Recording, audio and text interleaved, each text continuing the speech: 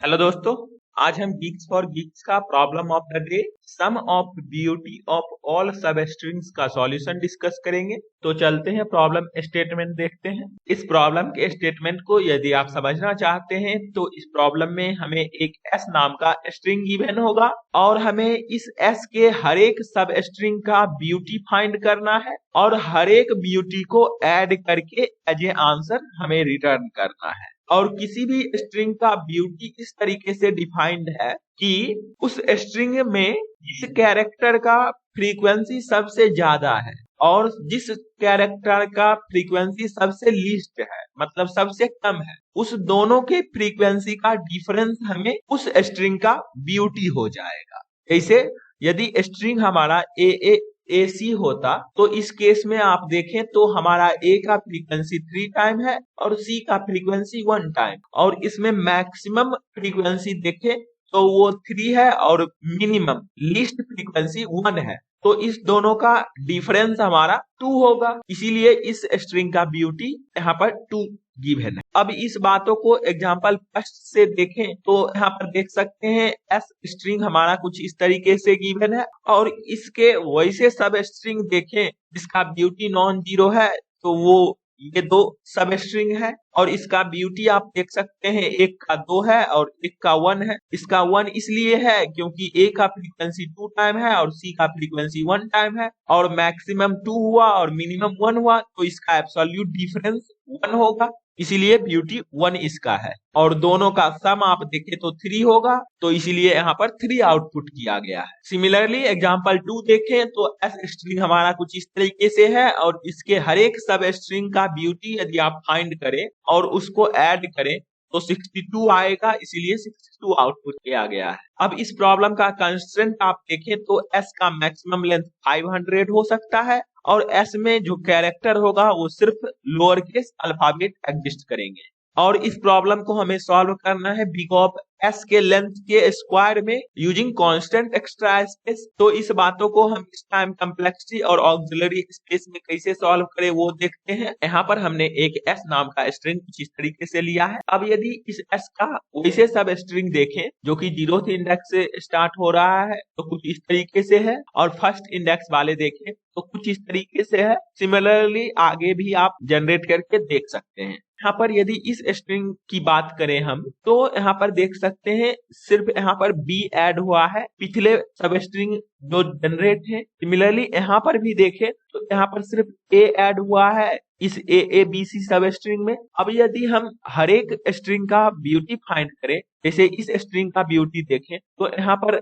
Beauty find करने के लिए हमें हर एक कैरेक्टर का फ्रीक्वेंसी चाहिए और ए का फ्रीक्वेंसी यहाँ पर देखें तो 2 है और बी का फ्रीक्वेंसी 1 है और ब्यूटी इस केस में हमारा 1 हो जाएगा। सिमिलरली इस स्ट्रिंग को अब आप देखें तो इसमें सिर्फ सी का एडिशन हुआ है, मतलब सी के फ्रीक्वेंसी में 1 का इंक्रीमेंट होगा और उस केस में हमारा फ्रीक्वेंसी जो हर एक कैरेक्टर का होगा वो कुछ इस तरीके से हो जाएगा और इससे हमारा ब्यूटी 1 ही रहेगा क्योंकि मैक्सिमम फ्रीक्वेंट कैरेक्टर 2 है और मिनिमम फ्रीक्वेंट कैरेक्टर 1 है और उसका डिफरेंस ही हमारा ब्यूटी कहलाता है। सिमिलरली अब यदि ए बी सी ए का देखें तो इसमें ए का एडिशन हुआ है, मतलब ए के फ्रीक्वेंसी में इंक्रीमेंट होगा तो ए का फ्रीक्वेंसी 3 हो जाएगा, बी का 1, सी का 1 ही रहेगा और इस केस में ब्यूटी हमारा 2 हो जाएगा। और सिमिलरली आगे भी आप प्रोसीड कर सकते हैं। अब यहाँ पर एक चीज देखें तो हर एक इंडेक्स के लिए जिस टाइम हम जनरेट करना चाहते हैं सब स्ट्रिंग,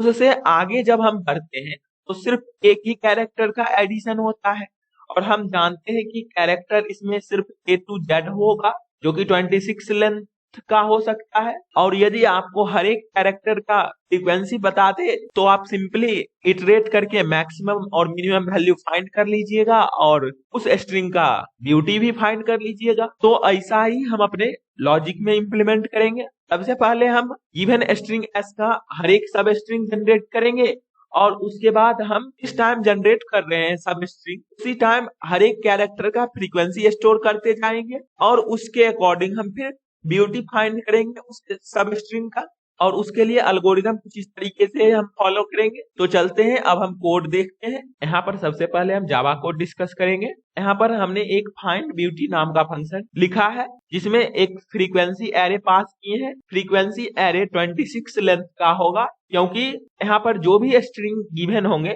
उसमें सिर्फ लोअर केस इंग्लिश अल्फाबेट होंगे, और वो A to Z 26 लेंथ का होता है। और इस एरे के हर एक इंडेक्स, जैसे 0th इंडेक्स पर A का फ्रीक्वेंसी होगा, फर्स्ट इंडेक्स पे B का फ्रीक्वेंसी कितना है वो स्टोर होगा।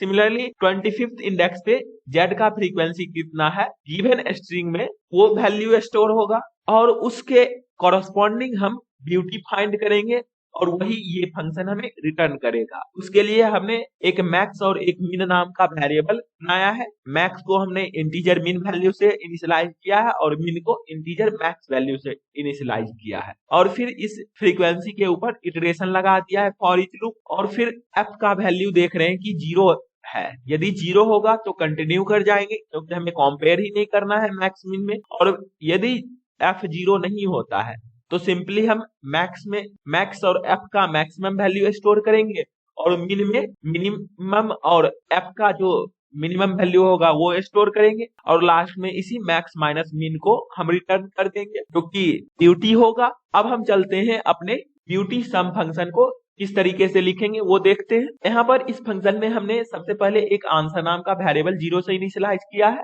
उसके बाद हमने यहाँ पर इस s का हर एक सब स्ट्रिंग जनरेट कर रहे हैं। उसके लिए पहले हमने i 0 से लेकर i s के लेंथ तक रन किया है, और उसके अंदर फिर हमने फॉर लूप j i से स्टार्ट करेंगे और s के लेंथ तक जाएंगे, और इसके अंदर यहाँ पर हमें हर एक सब स्ट्रिंग s का जनरेट हो जाएगा, जो कि i से स्टार्ट होगा और j पर एंड होगा। और इस फॉर लूप को रन करने से पहले हमने एक फ्री नाम का एरे 26 लेंथ का बनाया है, जो कि फ्रीक्वेंसी स्टोर करेगा जो जनरेट होगा इसके अंदर सब स्ट्रिंग ith इंडेक्स से स्टार्ट होने वाला। और फिर इस लूप के अंदर आते ही हम उस s ऑफ jth इंडेक्स पे जो कैरेक्टर है उसके कैरेक्टर में फ्रीक्वेंसी का उस इंडेक्स पर इंक्रीमेंट किया है बाय 1, और फिर आंसर में ऐड कर लिया है फाइंड ब्यूटी फंक्शन में फ्रीक्वेंसी को डाल करके, और उधर से जो ब्यूटी आएगा, और ये काम हर एक सब स्ट्रिंग के लिए रन करेगा, जिससे आंसर में हर एक ब्यूटी ऐड हो जाएंगे, और लास्ट में इसी आंसर को हमने यहाँ पर रिटर्न किया है। तो इस कोड को सबमिट करते हैं और देखते हैं कि क्या ये रन होता है।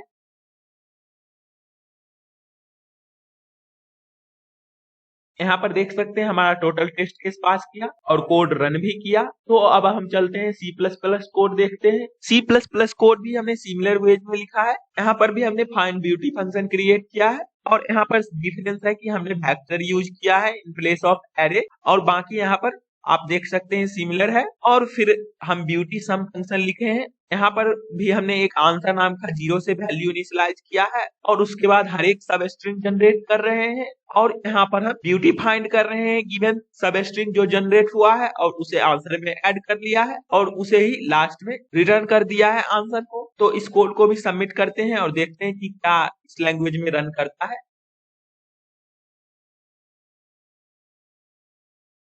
यहाँ पर देख सकते हैं इस लैंग्वेज में हमारा कोड रन किया और टोटल टेस्ट केस पास किए। अब यदि इस कोड का टाइम कम्प्लेक्सिटी समझे तो यहाँ पर देख सकते हैं हमने दो नेस्टेड फॉर लूप जो कि overall big of n time run करेगा, और उसके अंदर हमने फाइंड ब्यूटी फंक्शन भी रन किया है, और फाइंड ब्यूटी फंक्शन देखें तो बिग ऑफ 26 टाइम रन करेगा। तो ओवरऑल कम्प्लेक्सिटी हमारा n इंटू 26 होगा, मतलब बिग ऑफ n स्क्वायर ही होगा। और स्पेस कम्प्लेक्सिटी आप यहाँ पर देखें तो हम सिर्फ एक आंसर वेरिएबल स्टोर कर रहे हैं, और फ्रीक्वेंसी एरे 26 लेंथ का बना रहे हैं, जो कि कांस्टेंट है हर एक केस के लिए, इसीलिए हमारा कांस्टेंट एक्स्ट्रा स्पेस भी यूज हो रहा है। तो आई होप आपको ये दोनों डिफरेंट लैंग्वेज के कोड और लॉजिक समझ आए होंगे। तो फिर मिलते हैं किसी अगले वीडियो के साथ, तब तक के लिए कोडिंग करते रहिए, बेस्ट ऑफ लक। और हम इस दोनों डिफरेंट लैंग्वेज के कोड का लिंक डिस्क्रिप्शन बॉक्स में प्रोवाइड कर देंगे, तो आप वहां से चेक कर सकते हैं। और आप अपना कमेंट सेक्शन में फीडबैक जरूर दें कि इस वीडियो में क्या लैग है, तो हम उसी अकॉर्डिंग अपने वीडियो को इम्प्रूव करेंगे आपके लिए। Thank you for watching this video.